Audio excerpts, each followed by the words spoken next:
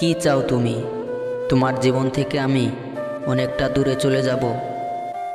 আর আমি যদি চলেও যাই, তবে কি তুমি সুখী হবে? আমি এই কথাটা কখনোই বলতে চাইনি, কিন্তু আজ বলছি।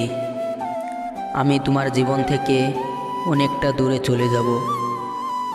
হ্যাঁ, আমি জানি তোমাকে ছেড়ে বেঁচে থাকাটা হয়তো আমার খুব কঠিন হয়ে যাবে, কিন্তু তুমি চিন্তা করো না, আমি শিখে যাব। আর যদি না পারি, বেঁচে থাকার আশাটাই না হয় ছেড়ে দিব, কিন্তু তবু তোমাকে বিরক্ত করব না। কথা দিলাম, ভালো থেকো।